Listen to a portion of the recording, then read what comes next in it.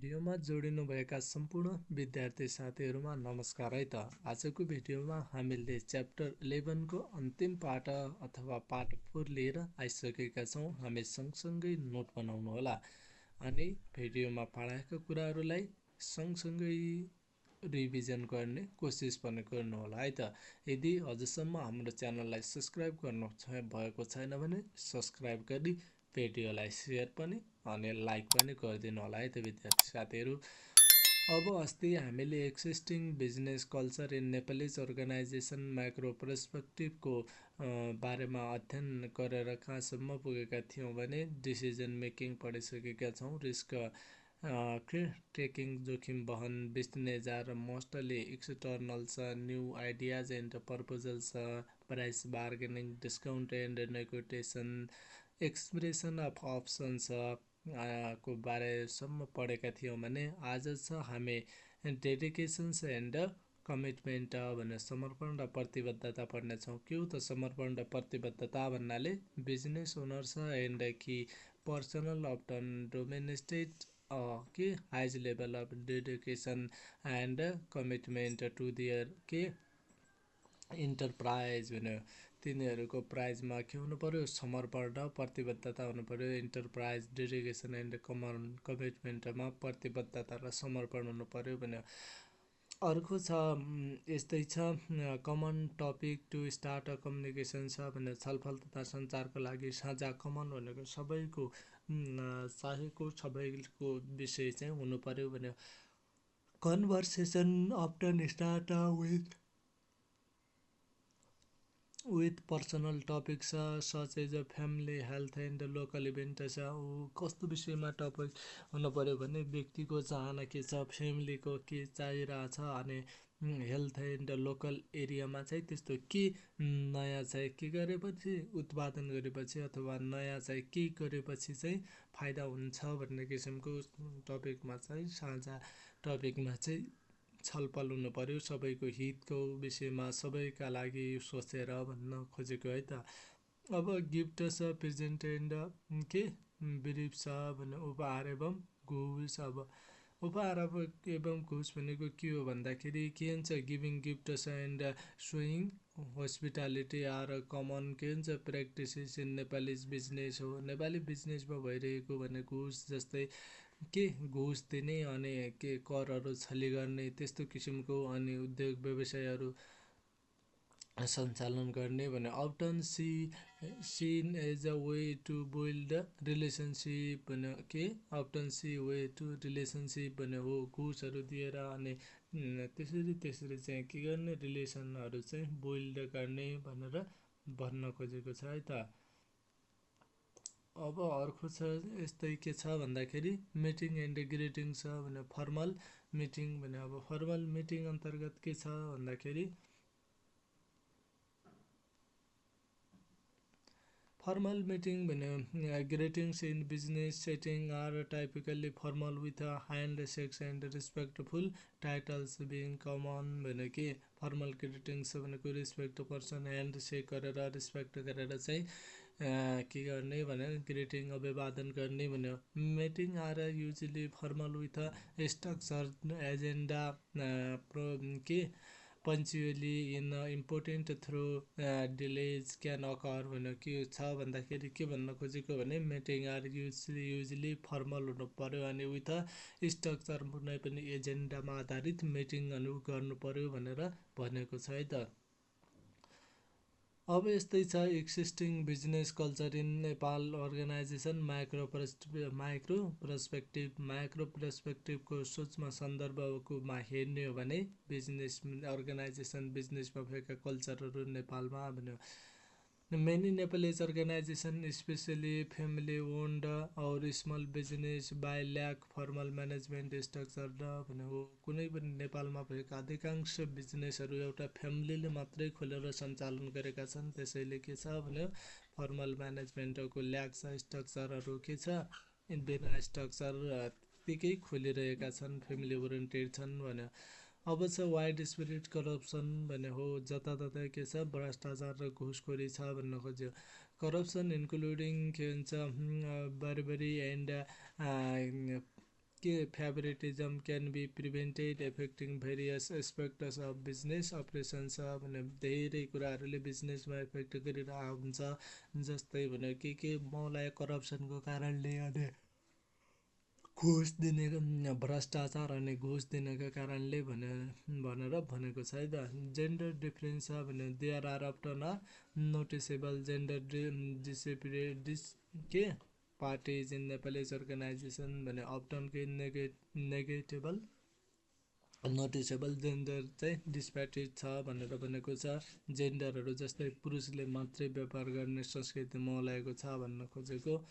अनि poor social orientation भने many organisation may focuses more profit generation rather than social responsibility भने poor social orientation भनेको के हो भने organisation on profit generation rather than social responsibility सामाजिक उत्तरदायित्व जिम्मेवारी भन्दा पनि नाफा मात्रै कमाउन खोज्ने खालको छ भने। Modernisation the pace of technology adaptation can every younger and more progressive business are the encouraging integrating modern practices हुन केही बिजनेसहरू जो यङ्गर अनि प्रोग्रेसिभ नयाँ बिजनेसहरू छन् उनीहरूले चाहिँ के गरिरहेका छन् भने मोडर्न टेक्नोलोजी विदेशको जस्तो फरेन कन्ट्रीको जस्तो टेक्नोलोजी अपनाउने प्रयास गरिरहेका छन् भनेर भनेको छ। Focus on short term benefits भने there is often focus on achieving short term financial gains rather than के हुन्छ लङ टर्म स्ट्राटेजिक प्लानिङ भने के छ भने सर्ट टर्ममा मात्रै फोकस हुने र अनि के लङ टर्म प्लानहरूमा चाहिँ स्ट्राटेजिक प्लानहरूको कमी पनि देखिन्छ भने। डाइभर्स वर्कफोर्स भने कार्यको विविधता भने Nepalese diverse ethics cultural landscape in reflected in the workforce भने नेपालको के भौगोलिक वातावरण जुन कल्चरल वातावरण छ त्यसले चाहिँ के डाइभर्स वर्कफोर्समा चाहिँ कमी भइरहेको छ भने। एटिट्युड टुवार्ड्स वर्क भने ट्रेडिसनल भ्याल्युज अफ्टन के भन्छ emphasises strong work ethics and commitment भने परम्परागत के मूल्य मान्यताहरूको आधारमा स्ट्रङ किसिमको के वातावरण अनि कमिटमेन्ट अनि व्यावहारिकता चाहिँ एटिट्युड वर्क जुन हुनुपर्ने टिमवर्कमा त्यस्तो किसिमको छैन भनेर भनेको छ है त। अब यी 8वटा कुराहरू रहेछन्। अब अर्को टपिकमा गए है त।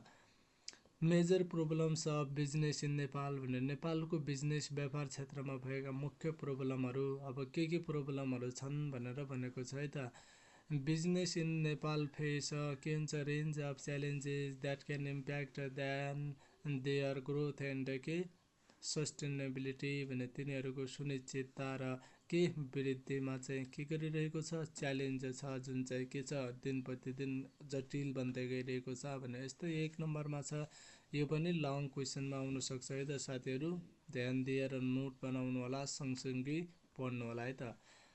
पोलिसी रिलेटेड प्रब्लम जस्तै नियम कानुन रेगुलेटरी इन्भाइरोमेन्ट भने business often struggle with the complex and changing regulation छ भने के गरिरहनुपर्छ बिजनेसले सङ्घर्ष गरिरहनुपर्छ दिनदिनै चेन्जिङ छ रुल्सहरू हुन्छन् चेन्जिङ रेगुलेसन ट्याक्सेसन जस्तै highest taxes rates and complicated taxes system can be burden of some for business हो। धेरै ट्याक्स सरकारले लायो भने चाहिँ के हुन्छ बिजनेस धन्नै गाह्रो हुन्छ भनेर भन्यो।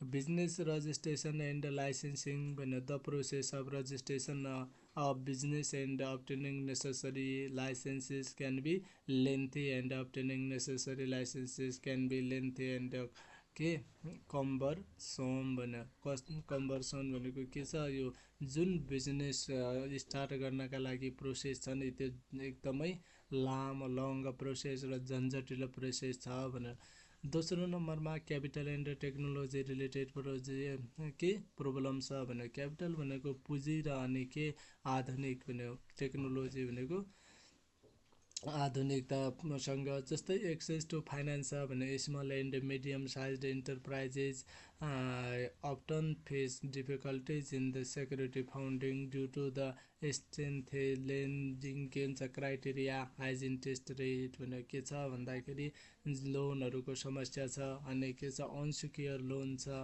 अनि ल्यान्डिङको समस्या इन्ट्रेस्टहरूको जो त्यो ब्याज तिर्नुपर्ने त्यसको समस्या छ भनेर भनेको छ। अनि के हुन्छ technological advancement may business struggle with the के हुन्छ outdated technology and lack of access of modern tools and system. आधुनिक औजारहरू र जुन प्रविधि हुनुपर्ने हो त्यो नभएर के अझै पनि बिजनेसले समस्या र के स्ट्रगल सङ्घर्षहरू गरिरहनु परेको छ भनेर भनेको छ है त। इन्भेस्ट इन इनोभेसन भन्यो there is often a lack of investment in research and development हो के अनुसन्धान र विज्ञान जुन प्रविधिमा अनुसन्धान हुनुपर्ने हो त्यसमा चाहिँ एकदमै कमी छ भनेर भनेको छ है त।